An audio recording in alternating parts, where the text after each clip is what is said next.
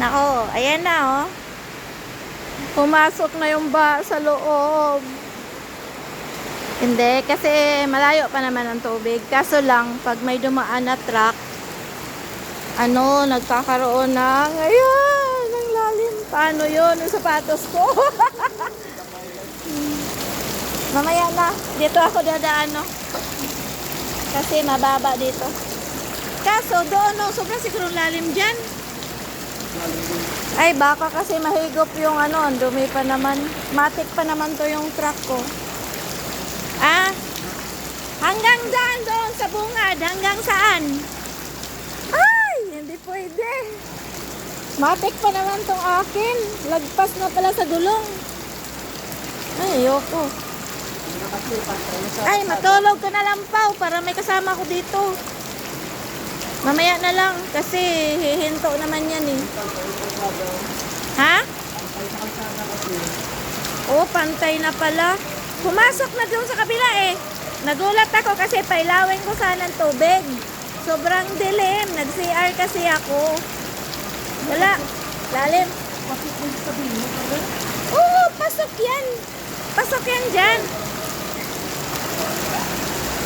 Lalim. Hindi lalo doon. Malalim doon. Ayoko na. Umay na pa. Ay, nako. Ayoko umuwi muna. Okay lang. Matulog ka lang dyan. Gisingin lang kita mamaya. Para may kasama na lang ako. Ay, nako. Umulan na naman. Ano ba yan? Huwag naman mangyari, Panginoon. Katulad sa China. Kasi pag maraming tubig, siyempre magbabawas talaga yung mga dam. Sa dalandanan, hanggang baywang na daw po yung tubig. Kaya kita mo yung mga bus dito. Yung bus sa Maison Road, pumapasok na sila, dito na sila dumadaan. Ibig sabihin, apaw na rin, mas malalim na doon ang baha. Kaya dito na sila, umiiwas na sila. Dito na sila sa G. Marcelo dumadaan. Magabang na lang ako sa CCTV sa labas.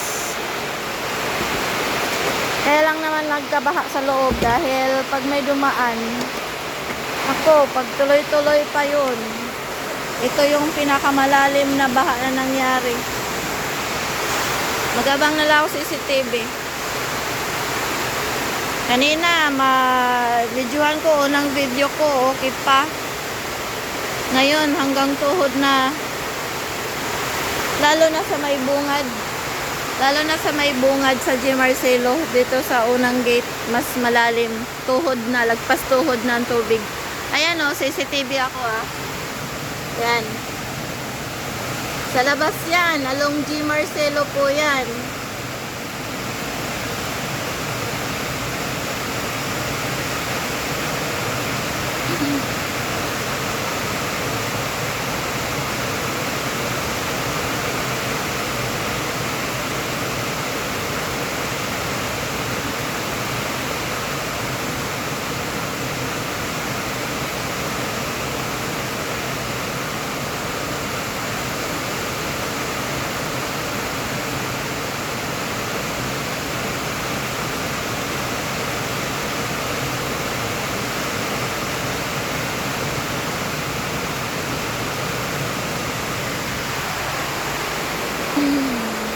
Dapat kanina pala umalis na ako agad.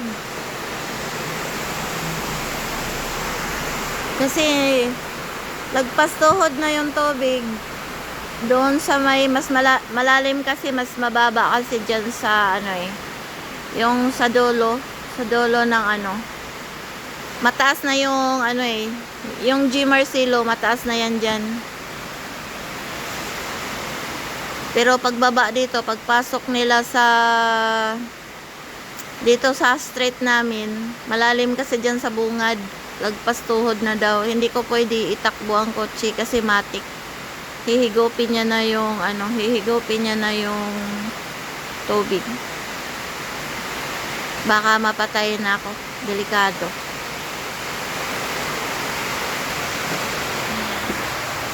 Kasi lahat ng mga bus, tsaka jeep, may sunroad dapat yan sila, pero hindi na sila dumadaan doon, hindi na kaya ang tubig.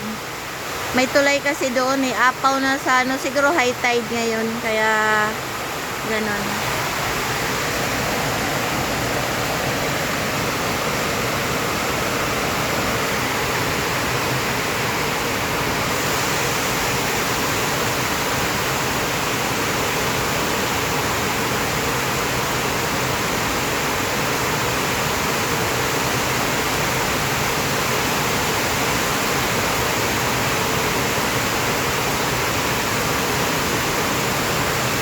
Ayan guys, jeep yun. Hindi na dumadaan sa Maison Road. Dito na sila sa G. Marcelo, tapos sa C5. Labas na sila ng South MacArthur Highway. Dyan kasi banda sa MacArthur Highway sa may South. Hindi kasi yan dyan ano. Doon lang sa dalandanan.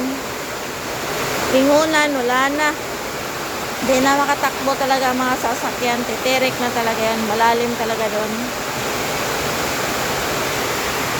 Oh, may dumating akong tao. Ngayon na siya dumating. Pinauwi ko na yung ano.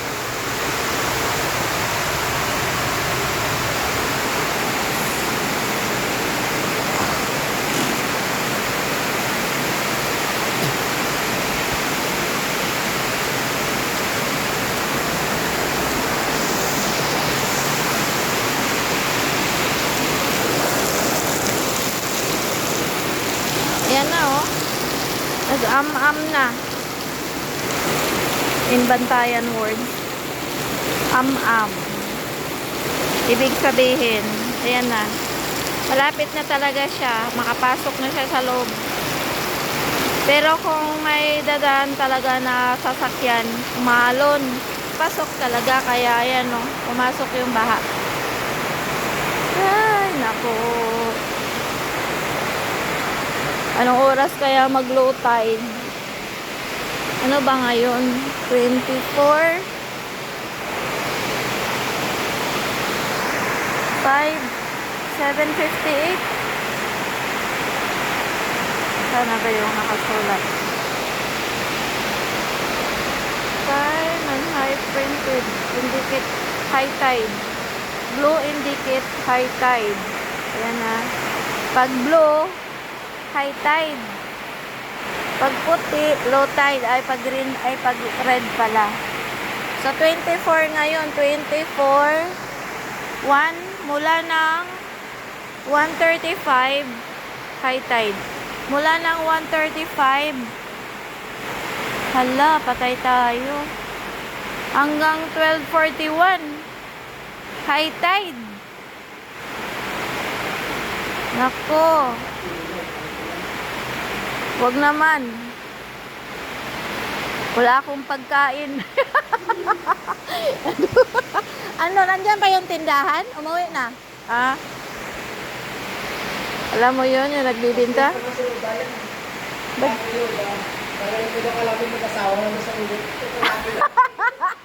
Nagparinig sa'yo. Sabihin mo, halika na. Nako. Ang haba pala ng high tide. Bakit 1:35 AM? So 12:41 noon. Kasi time and height printed in blue indicate high tide. Time and height printed in red indicate low tide. Lalayo. Wag naman.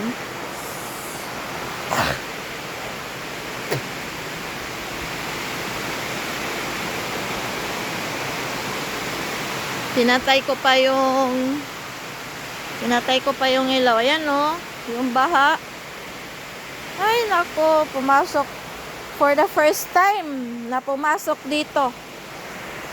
Ayan no.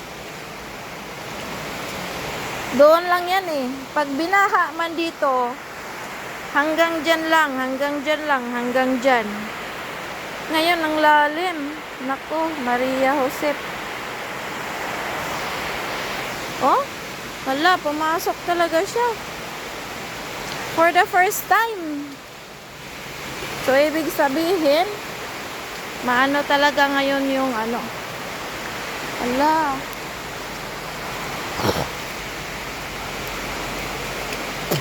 Nagpalit na nga ako ng sapatos eh.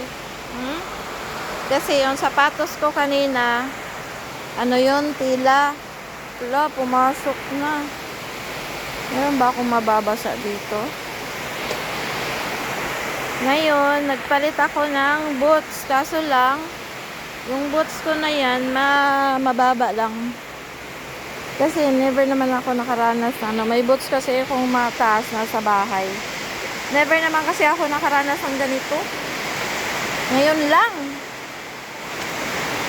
Ilang bagyo na nga ang dumaan dito. Dati kasi mababa yan. Tinambakan namin yan.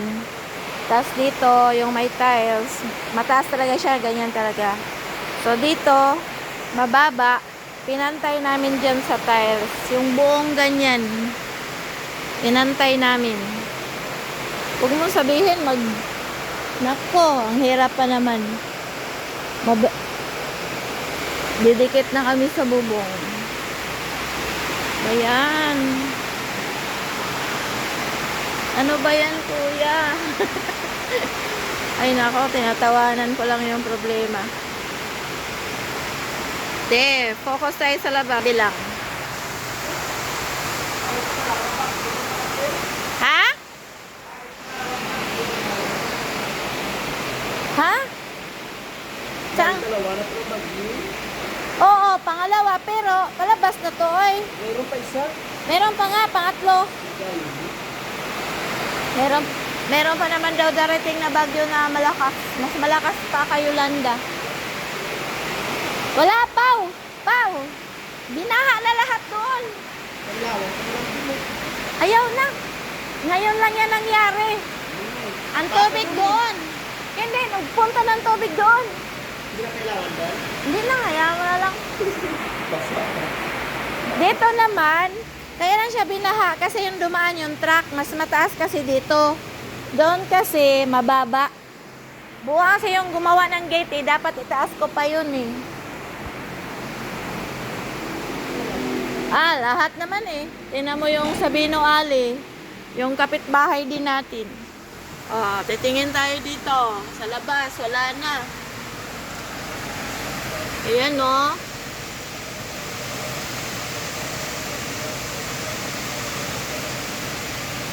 Ayan sa labas, oh. Ay, nako. Pero kami, ang air cleaner namin nasa taas. Kaya, hindi yan siya delikado kahit itakbo mo siya sa baha. Kita nyo na yun. Lalim na. First time na to nangyari dito.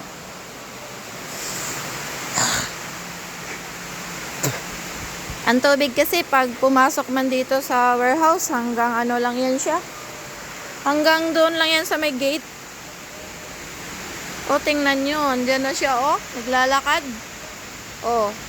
Never yan nangyari dito sa amin. Ito naman sa kabila, kaya siya nagkatubig.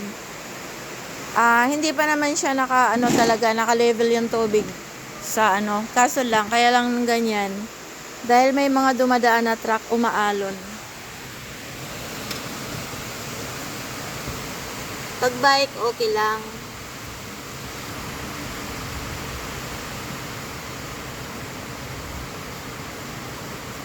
Nako, lakas-lakas Lakas-lakas ng tubig ng bubong ng kapitbahay. Nako, ang baho pa naman ng tubig. Kasi matagal din kasi na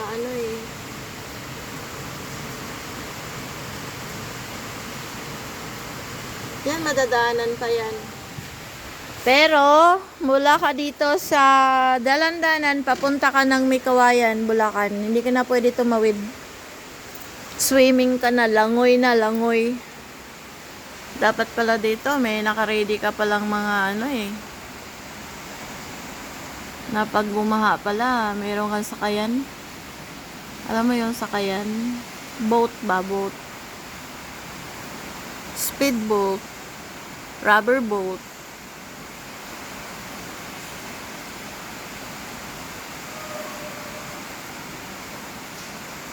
Wala na, yung kapitbahay. Umiyak na yung aso nila. Ang lalim kasi, di ako makalabas. Okay lang yung sasakyan.